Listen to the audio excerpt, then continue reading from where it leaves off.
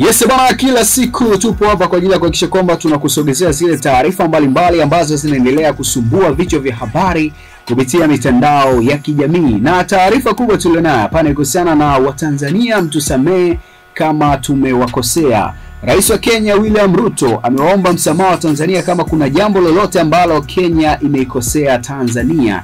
Akiongea wakati wa maombi maalum ya kuliombea taifa la Kenya leo Mei 28 mwaka 2025, Ruto amesema, "Nimesimama hapa kuambia kwamba nina uhakika na kesho bora ya Kenya na sina wasiwasi kwamba Kenya ni nchi iliyobarikiwa na kesho ya Kenya haijalishi kitu gani kimetokea itakuwa nzuri. Majirani zetu kutoka Tanzania, kama kuna kitu tumewakosea kwa namna yoyote ile, mtusamee. Rafiki zetu wa Uganda, kama kuna kitu tumefanya ambacho hakipo sawa, tunaomba radhi.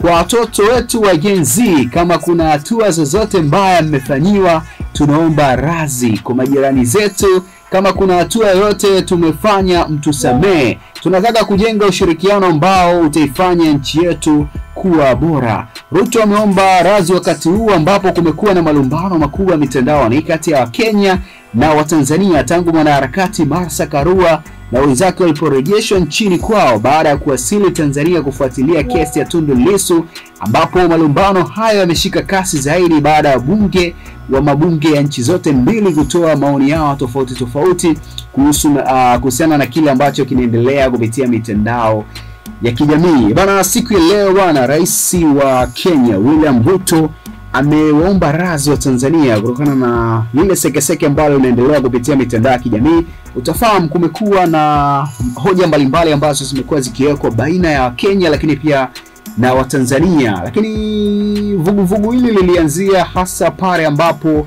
wanaharakati mbalimbali kutoka nchini Kenya ambapo walitua nchini Tanzania kwa lengo la kufuatilia yale ambayo yatakuwa yakijiri kupitia mahakama ya hakimu mkazi Kisutu, kesi ambayo inamkabili mwenyekiti wa Chama cha Demokrasia na Maendeleo Chadema Tundu Lissu, ambapo wanaharakati hao hapo walirejeshwa makwao kutokana na sekeseke hili bwana.